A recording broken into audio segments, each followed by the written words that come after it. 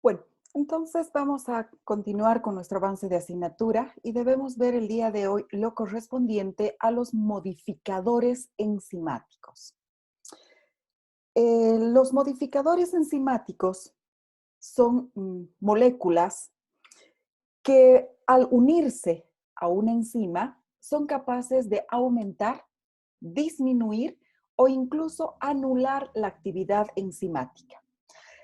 Muchos de estos modificadores tienen una gran importancia clínica debido a que, por ejemplo, los inhibidores de la monoaminooxidasa son fármacos utilizados en psiquiatría como antidepresivos. Otros modificadores, por ejemplo, tenemos en los insecticidas organofosforados, que son capaces de inhibir a la acetilcolinesterasa.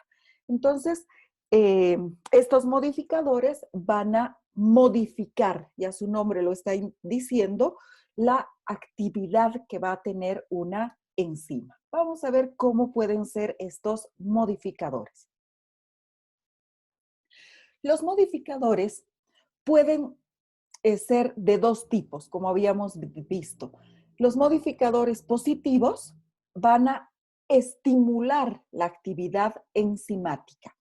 Y estos modificadores positivos, a su vez, pueden ser de dos tipos. Los que no forman parte del sitio activo, es decir, que aquí tenemos la enzima, tenemos un sitio que vamos a ver que se llama después sitio alostérico, al cual se va a unir el modificador. ¿Y qué es lo que va a hacer? Al unirse a este modificador, entonces va a estimular recién a que la enzima ponga de manifiesto su sitio o su centro activo. Si no se une el modificador a la enzima, entonces vamos a tener una enzima que no presenta descubierto el sitio activo. Por lo tanto, se trataría de una enzima inactiva y como consecuencia de la unión del modificador a otro sitio diferente, entonces se va a producir recién la liberación del sitio activo. Y en este momento recién puede ingresar el sustrato a la enzima. Esa sería, de manera general, los modificadores positivos. ¿Por qué? Porque están estimulando la actividad enzimática. Otro tipo de modificadores va a unirse al sitio activo o va a servir de puente para que el sustrato pueda unirse con la enzima.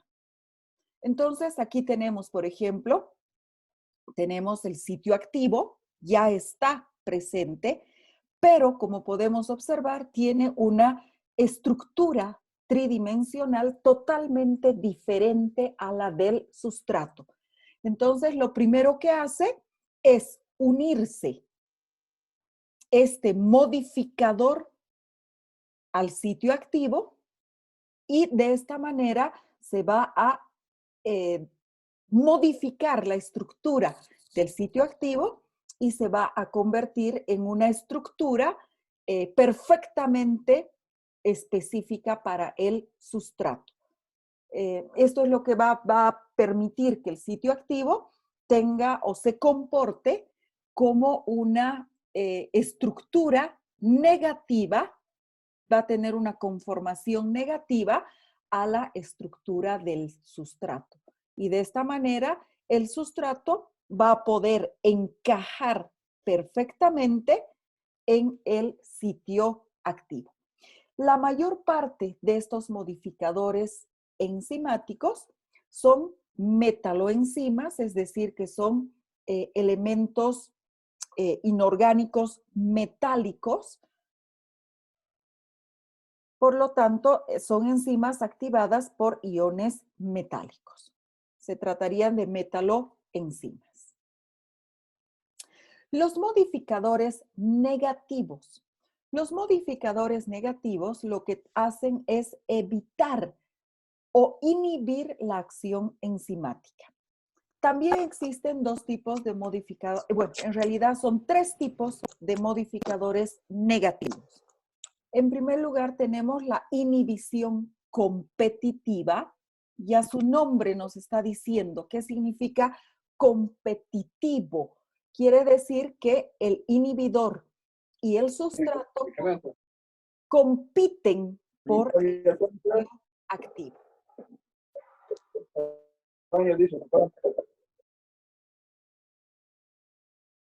Entonces, en los inhibidores competitivos, el inhibidor y el sustrato compiten por el sitio activo. Entonces, si aquí nosotros tenemos la enzima, el inhibidor tiene la misma estructura que el sitio activo. Y al tener la misma estructura que el sitio activo, entonces se va a producir una competencia. ¿Quién llega primero a unirse al sitio activo de la enzima? El primero que llegue va a producir la reacción enzimática. Si llega primero el sustrato, entonces este sustrato se une al sitio activo y se desarrolla la reacción enzimática. Se forma el complejo enzima-sustrato. Pero si el primero en llegar es el inhibidor, entonces se va a formar un nuevo sustrato, un nuevo complejo. Se va a formar un nuevo complejo. Y este complejo va a recibir el nombre de complejo enzima inhibidor. Y el sustrato no va a tener a quién unirse. Por lo tanto, se va a evitar la reacción enzimática. Ahora, no nos olvidemos que en una reacción enzimática no existe una sola enzima, un solo inhibidor y uno o dos sustratos, sino que tenemos muchas enzimas, muchos inhibidores y muchos sustratos. Entonces, al tratarse de una inhibición competitiva, algunas de las enzimas van a estar bloqueadas por el inhibidor, pero otras enzimas van a aceptar al sustrato a través de esta competición. ¿Quién llega? ¿Quién se choca primero? Si se choca primero el inhibidor, entonces se forma el complejo inhibidor-enzima. Pero si se choca primero el sustrato, entonces se va a formar el complejo enzima-sustrato, luego se va a formar el complejo enzima-producto y finalmente se va a proceder a la liberación de los productos o del producto y la enzima queda libre. ¿Hasta qué? Hasta que otra vez alguien se choque con ella.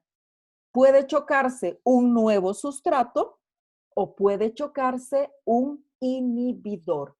De manera tal que a medida que se van chocando los inhibidores, la reacción enzimática va a ir disminuyendo. La reacción enzimática va a ir disminuyendo. Pero, ¿qué tipo de unión es la que tiene la enzima con el inhibidor? También son uniones de tipo no covalente. Por lo tanto, la unión que se va a producir entre el inhibidor y la enzima es una unión débil. Por lo tanto, no se va a producir la desnaturalización de la enzima. Una vez que este inhibidor se separe de la enzima, nuevamente un sustrato va a ser capaz de unirse. Entonces es importante indicar que este tipo de modificadores negativos, ¿sí?, no van a producir la desnaturalización de la enzima. Una vez que se consuma totalmente el inhibidor, entonces nuevamente la enzima va a ser regenerada y un nuevo sustrato va a ser capaz de unirse a esta enzima. Aquí tenemos como ejemplo a las estatinas. ¿Qué son las estatinas? Las estatinas son un grupo de fármacos, utilizados para la regulación del colesterol. Entonces, estas estatinas, que el paciente que tiene elevados los niveles de colesterol consume, va a actuar sobre una enzima que se llama HMG coenzima A reductasa y la va a inhibir. Vamos a suponer que esta es una estatina y esta sería la enzima HMG coenzima reductasa. Entonces ingresa aquí y evita que el colesterol que proviene de la dieta sea almacenado en el organismo.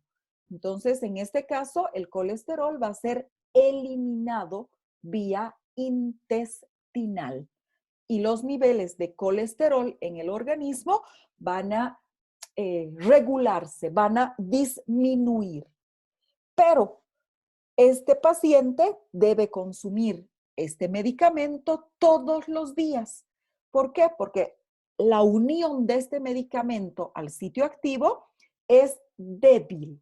Entonces, el inhibidor se va a separar de la enzima en algún momento y va a ser metabolizado, va a ser eliminado del organismo. Por lo tanto, al día siguiente, el paciente debe consumir nuevamente su estatina. Está comprendido lo correspondiente a los modificadores negativos. Sí, doctora, gracias. Ok, perfecto. Entonces, continuamos. La inhibición no competitiva. Fíjense, en la anterior imagen, tanto la enzima, tanto el sustrato como el inhibidor competían por el sitio activo de la enzima. Existe otra inhibición, que es la inhibición no competitiva. En este caso, el inhibidor se une a un lugar diferente al sitio activo, de manera tal que no va a evitar la reacción enzimática. Si ustedes se fijan, este sustrato puede entrar perfectamente al sitio activo. Pero, ¿qué es lo que hace este inhibidor no competitivo? No hay competencia. ¿Por qué? Porque el inhibidor se une a otro lugar diferente del sitio activo. Pero lo que está provocando este inhibidor es que le cueste más al sustrato poder unirse al sitio activo. Este sustrato va a tener que chocar de una manera especial, específica, para poder ingresar al sitio activo.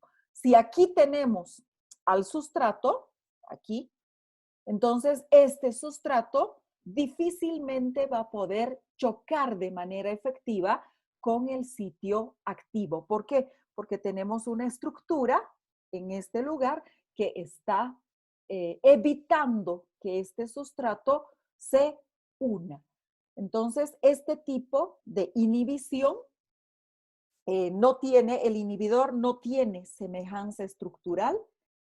También el tipo de unión a través o que se va a producir entre el inhibidor y la enzima es de tipo reversible, no covalente.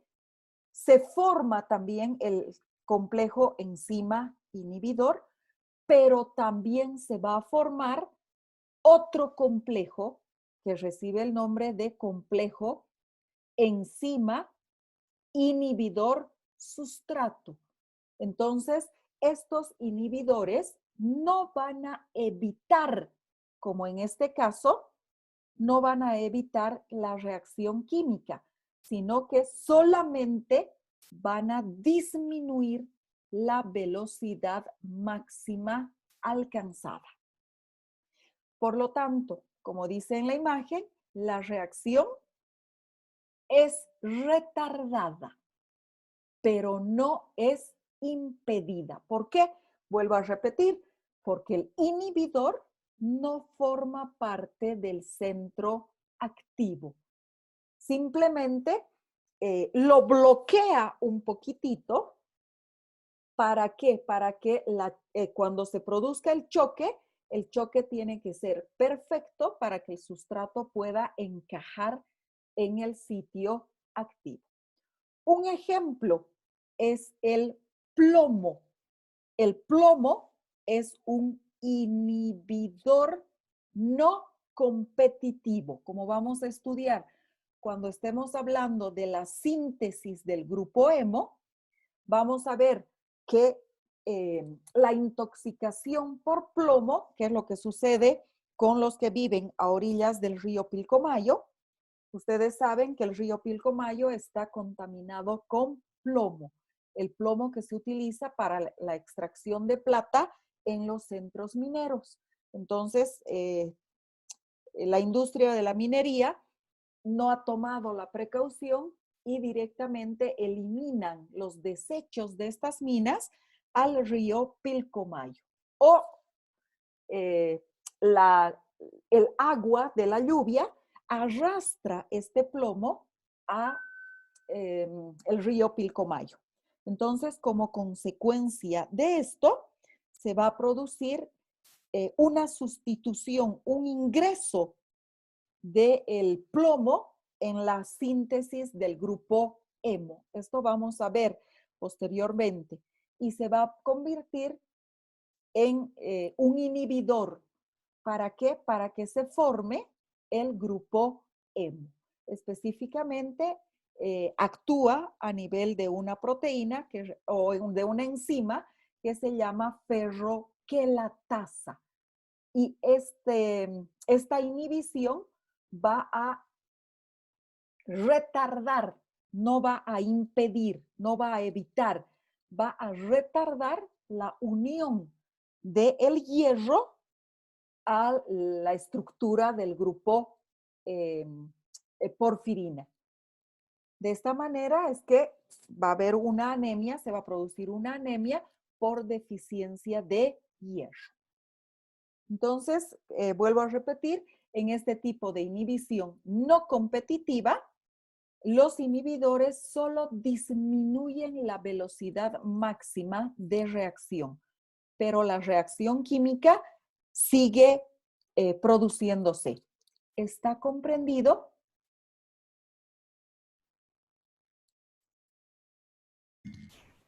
Sí, doctora. Muy bien. Y finalmente vamos a ver lo que corresponde a la inhibición irreversible. Ya su nombre nos está diciendo. En este caso, al ser una reacción irreversible, entonces el tipo de unión que se va a producir entre la enzima y el inhibidor va a ser una unión de tipo covalente, fuerte, no es una unión débil, por lo tanto es irreversible. La unión del inhibidor con la enzima va a provocar una modificación en la estructura de la enzima, de manera tal que la enzima ya no va a ser capaz de aceptar al sustrato. En algunos casos va a lesionar de una manera importante a la enzima, de manera tal que ya no puede unirse, ya no puede el sitio activo adoptar la configuración negativa del sustrato. Entonces, aquí tenemos, por ejemplo, la enzima, tenemos el sitio o el centro activo y podemos ver que es la representación negativa del sustrato. Entonces, perfectamente, este sustrato va a poder unirse al sitio activo. Pero una vez que aparezca este regulador, este inhibidor negativo, que va a producir una inhibición irreversible, este va a ingresar a un sitio diferente al sitio activo, que ya hemos dicho que se llama sitio alostérico, y va a bloquear, fíjense, ha desaparecido el sitio activo. Y si desaparece el sitio activo, obviamente que el sustrato ya no puede unirse. Entonces aquí se va a producir una modificación importante de la enzima.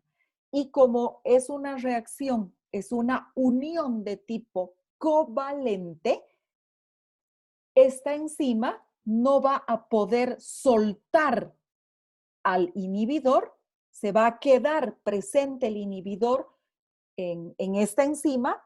¿Hasta cuándo? Hasta que definitivamente la enzima sea metabolizada. Obviamente las enzimas tienen también una vida media, dependiendo de la enzima. Y esta enzima va a ser metabolizada y recién de esa manera va a liberar al inhibidor. Entonces, este tipo de reacciones de inhibición es irreversible. Irreversible. Un ejemplo, el inhibidor recibe el nombre de cianuro. Y ustedes saben que el cianuro es tóxico. ¿Qué es lo que va a hacer? Va a evitar que una enzima que es parte de la cadena de la mitocondria, que recibe el nombre de citocromo oxigenasa, pueda cumplir su función. ¿Y qué sucede? Como no se puede producir, no se desarrolla la cadena de la mitocondria, entonces no se produce la liberación de energía. Y al no producirse la liberación de energía, no se desarrolla la respiración celular, entonces el organismo fallece. ¿Por qué? Porque se trata de una inhibición irreversible. No voy a poder liberar al cianuro de la citocromo oxigenasa. ¿Está comprendido?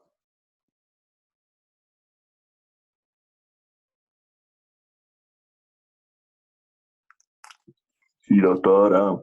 Sí, doctora. Entonces tenemos tres tipos de alteraciones, de modificaciones. Bueno, y dentro de las inhibiciones tenemos también tres tipos: la reversible, la competitiva y la irreversible.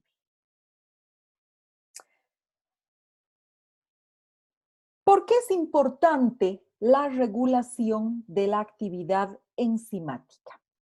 Es importante debido a que las enzimas presentan dos estructuras, dos formas.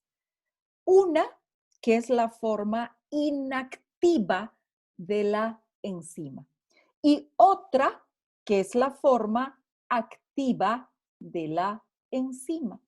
Ya les había adelantado la anterior semana que si todas nuestras enzimas estuviesen en forma activa, entonces entraríamos en un caos metabólico.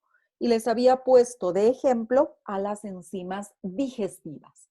Si todas las enzimas digestivas estuviesen en forma activa, entonces tendríamos que estar todo el tiempo consumiendo alimentos, porque el momento en el que no consumimos alimentos, entonces estas enzimas activas tendrían que unirse a algún sustrato.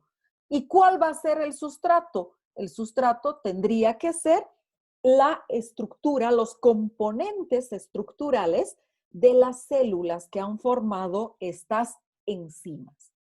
Entonces, en estas enzimas existe lo que se conoce como el sitio alostérico y tiene otro sitio diferente que es el sitio activo.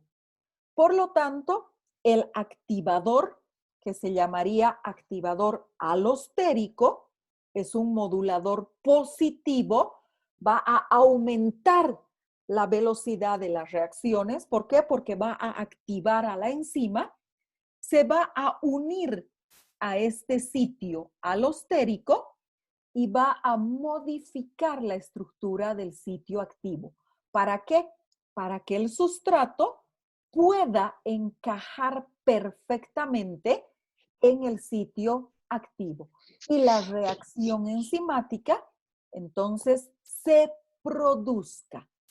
Mientras no se una el activador alostérico a su centro, entonces el sustrato no puede unirse a la enzima.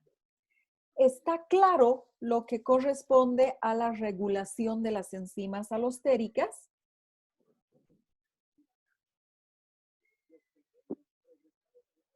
Sí, doctora. Sí, entonces es una forma de activar a las enzimas. Los reguladores alostéricos, los moduladores alostéricos, entonces producen la activación de las enzimas. La regulación alostérica se presenta en dos tipos. Uno que recibe el nombre de regulación homotropa y la otra que recibe el nombre de regulación heterotropa. ¿Qué sucede en la regulación alostérica homotropa? Homo quiere decir igual.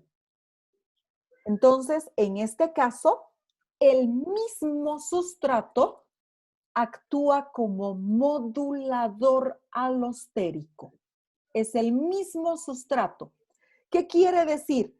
Quiere decir que para que se active esta enzima, la cantidad de sustrato tiene que estar elevada, de manera tal que un sustrato se une al sitio alostérico y modifica la estructura del sitio activo.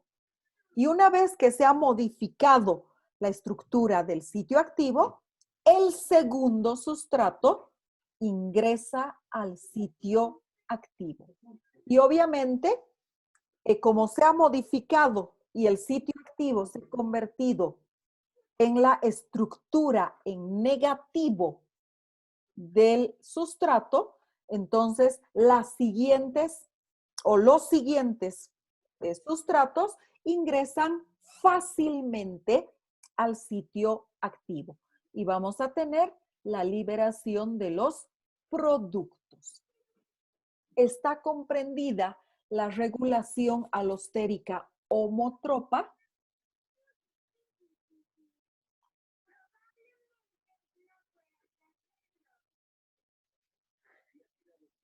Es el mismo sustrato el que actúa como modulador.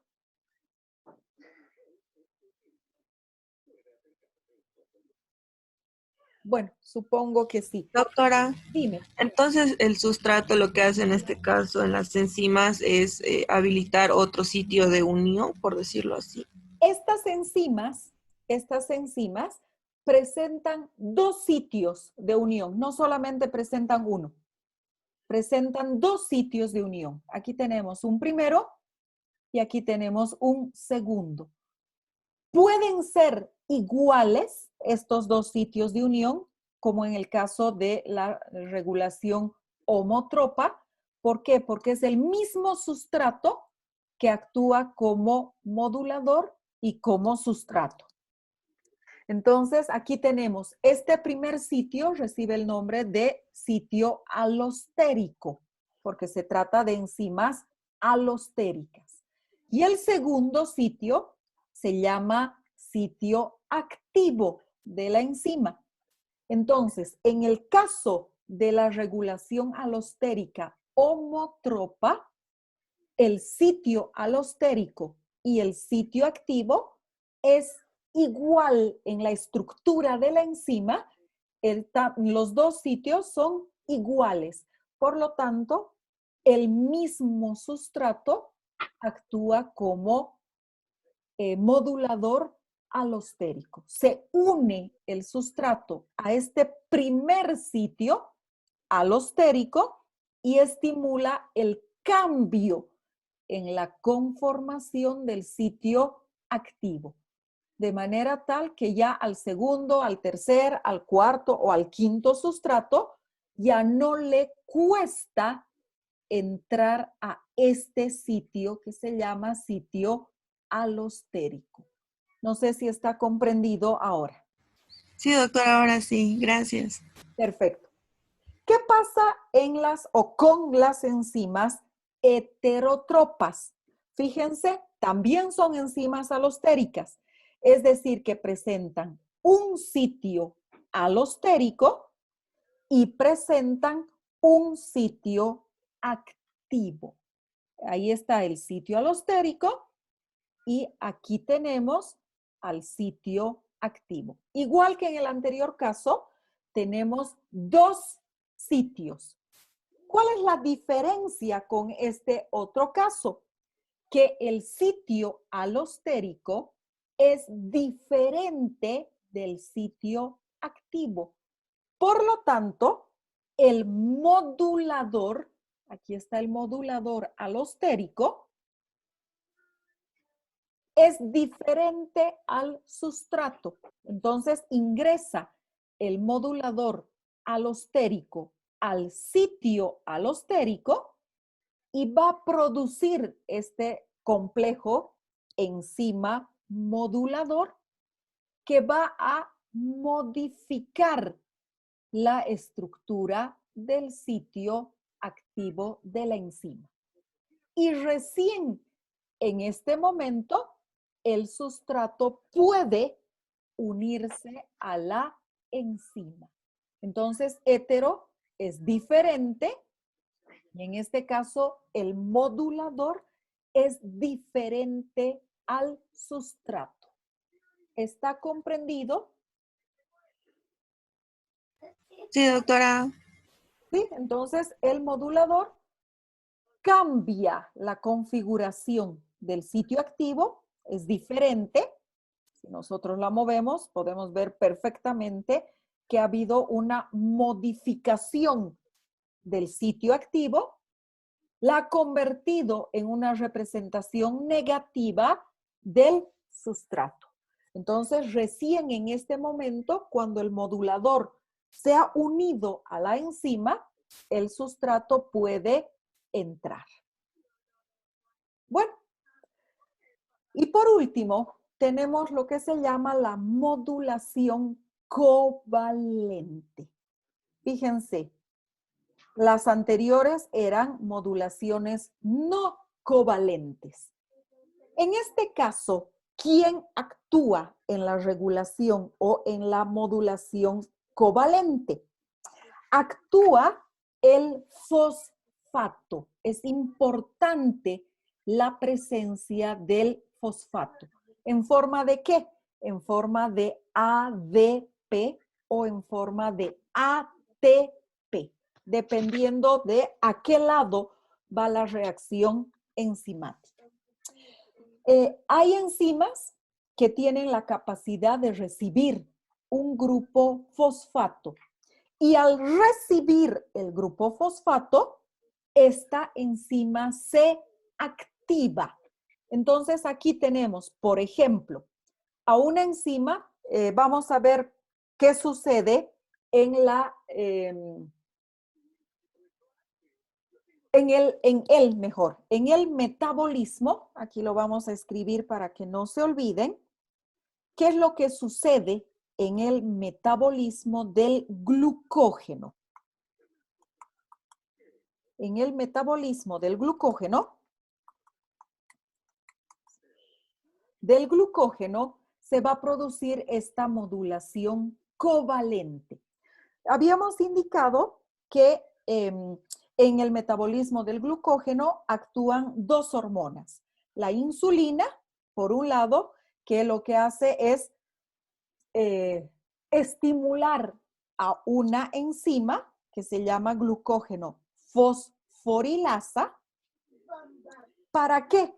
Para que la glucosa se convierta en glucosa 6-fosfato y la glucosa 6-fosfato se ensamble con otra glucosa 6-fosfato y se forme el glucógeno. Entonces, esta glucógeno fosforilasa, así como glucógeno fosforilasa, se encuentra inactiva.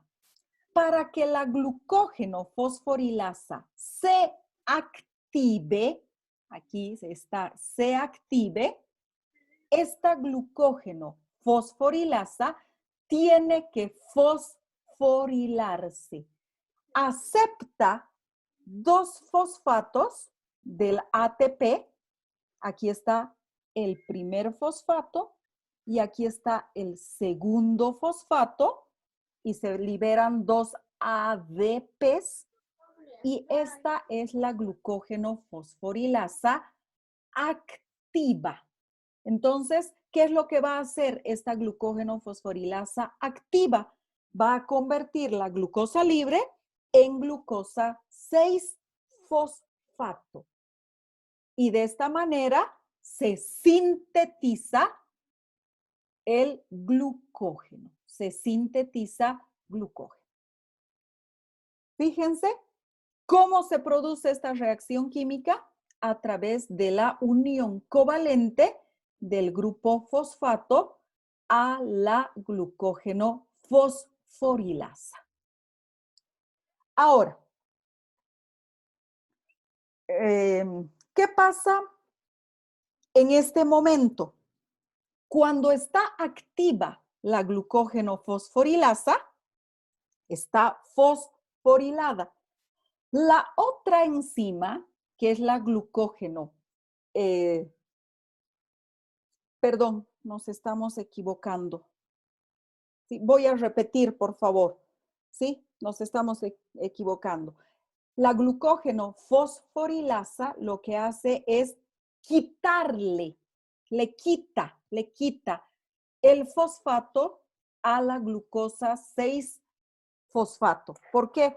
Porque la glucógeno fosforilasa disminuye los niveles de glucógeno, disminuye, no aumenta como les había dicho, disminuye. ¿Cuándo actúa la glucógeno fosforilasa?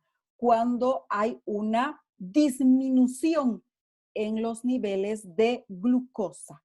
Cuando hay una disminución en los niveles de glucosa, la glucosa está disminuida, entonces el glucagón lo que va a hacer es degradar el glucógeno hepático por acción de la glucógeno fosforilasa.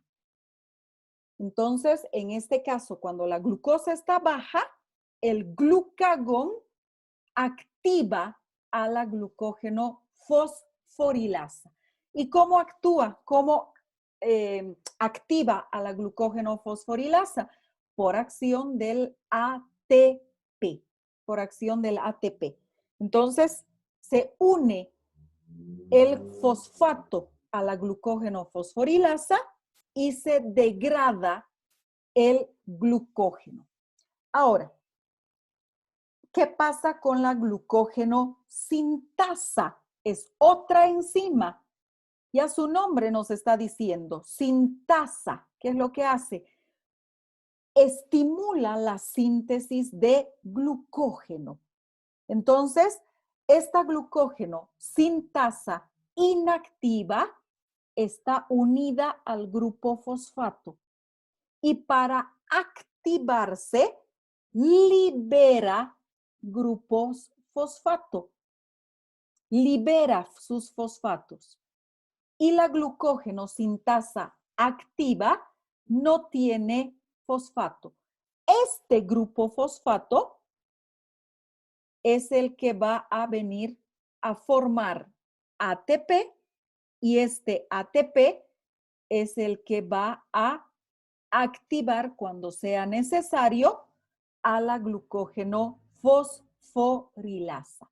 Por eso es que en ningún momento de nuestro metabolismo se va a sintetizar, se va a formar glucógeno y al mismo tiempo se va a degradar el glucógeno.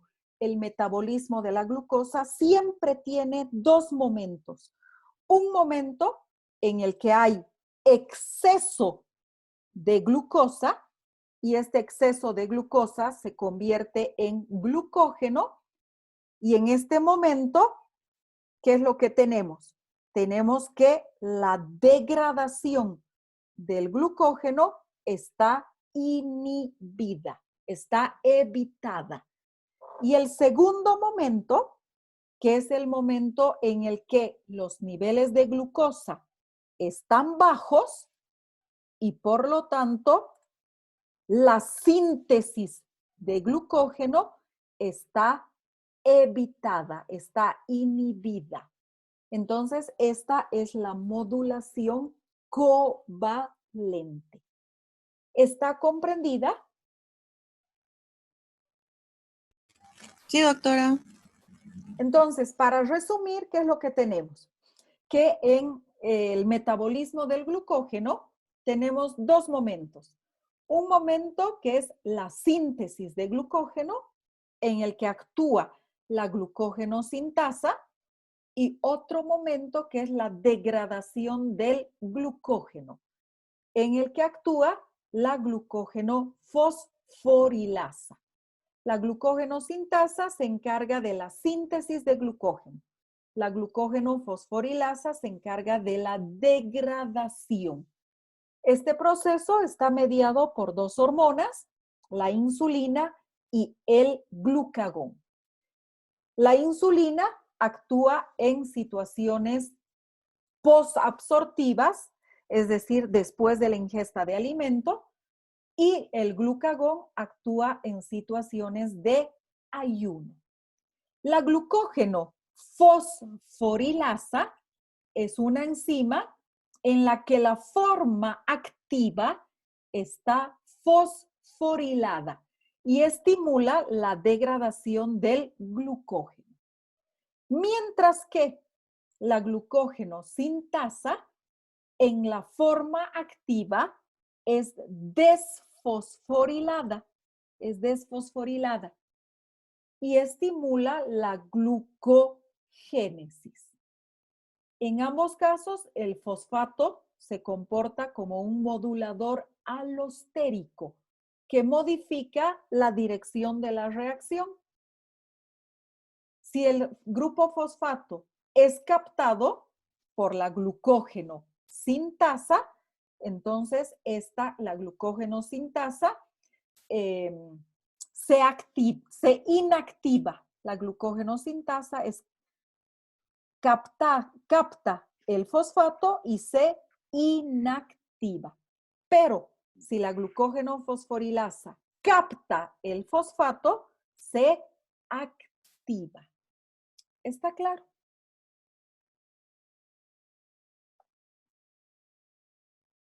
Sí, doctora. Sí, Muy bien. doctora. Entonces, el grupo fosfato, en este caso, produce o la activación o la desactivación de las enzimas. Aquí está lo mismo, simplemente tenemos a la glucógeno fosforilasa, que aquí podemos ver el ATP se convierte en ADP y se convierte en la enzima activa. En este caso tenemos a la glucógeno sintasa activa y el ATP va a captar un fosfato, va a liberar un fosfato y se convierte en la enzima inactiva. Es lo mismo. Y por último, lo que les había indicado, si todas las enzimas estuviesen en actividad todo el tiempo, el metabolismo entraría en anarquía. Entonces, la regulación de la actividad enzimática puede lograrse por lo que se conoce proteólisis enzimática limitada. Y para eso tenemos a los precursores inactivos, que reciben el nombre de zimógenos. Por si acaso, zimógenos, dependiendo si está en español o está en inglés, puede escribirse con C o puede escribirse con Z. No hay problema. ¿Sí? Entonces, ¿cómo sabemos que una enzima está en forma inactiva? Está en forma de zimógeno porque tiene el prefijo pro o tiene la terminación ógeno. Entonces, en estos casos estamos hablando de formas inactivas. Y en este caso, como les había dicho, en el caso de las enzimas digestivas, por ejemplo, tenemos a la pepsina. La pepsina es una enzima. ¿Sobre quién va a actuar? Va a actuar sobre el pepsinógeno. Aquí está ógeno. La terminación ógeno hemos dicho que se refiere a la forma inactiva. Entonces, la enzima pepsina actúa sobre el pepsinógeno y convierte el pepsinógeno en pepsina activa, que sería el producto. Y en este caso hay esa confusión, porque tanto la enzima como el producto es la misma. ¿Sí? El producto en este caso es también una enzima. ¿Está comprendido? Esa es la forma en la que se activan las enzimas. Y volvemos a repetir, enzimas digestivas.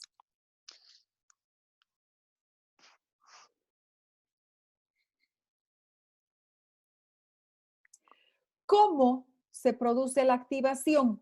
Esta es una enzima inactiva.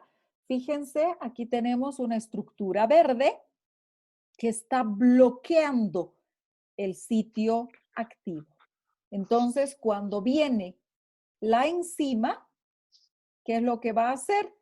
Va a quitar esta estructura. Se va a producir la liberación de esta estructura y vamos a tener libre el sitio activo. Esta es una enzima inactiva y esta es una enzima activa.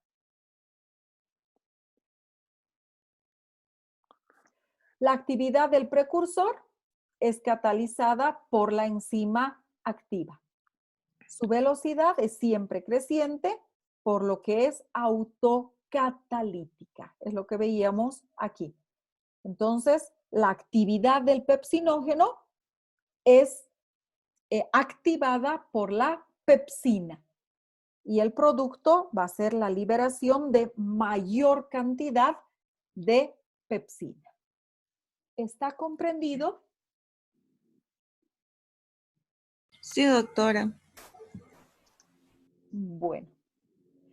El sistema renina-angiotensina-aldosterona es también un ejemplo importante de activación enzimática.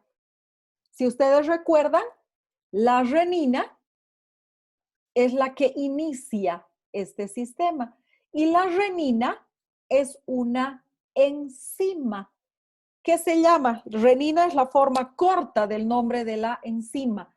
La renina se llama angiotensina, angiotensinógeno. Entonces es angiotensinogenasa. ¿Por qué? Porque actúa sobre el angiotensinógeno. Ógeno precursor. Entonces, la angiotensingenasa actúa sobre el angiotensinógeno. Y sabemos que la renina es una enzima. El sustrato va a ser el angiotensinógeno y el producto va a ser la angiotensina 1.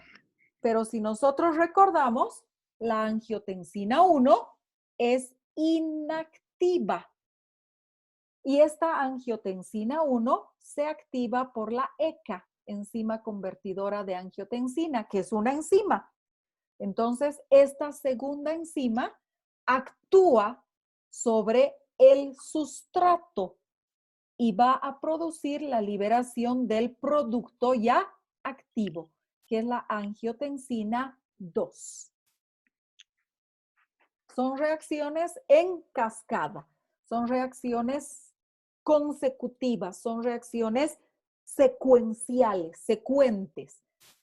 Vuelvo a repetir, la enzima renina, que es químicamente llamada angiotensinogenasa, porque actúa sobre el angiotensinógeno, lo que va a hacer es activar la forma activa del angiotensinógeno, es el sustrato, y va a liberar angiotensina 1. Este va a ser el producto de esta primera reacción enzimática.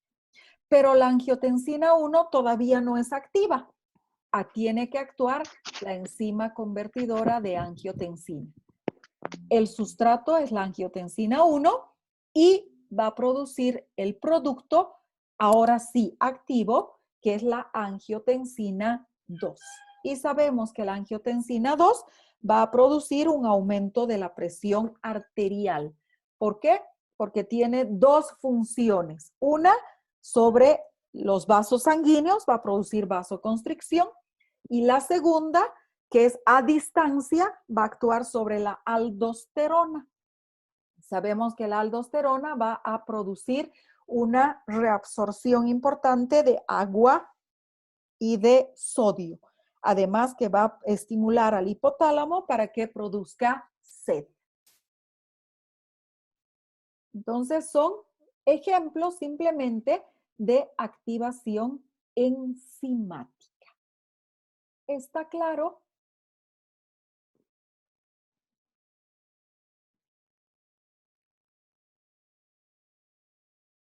Sí, doctora. Muy bien.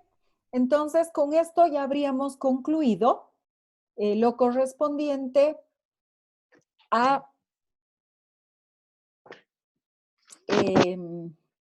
¿cómo se llama? A la parte de química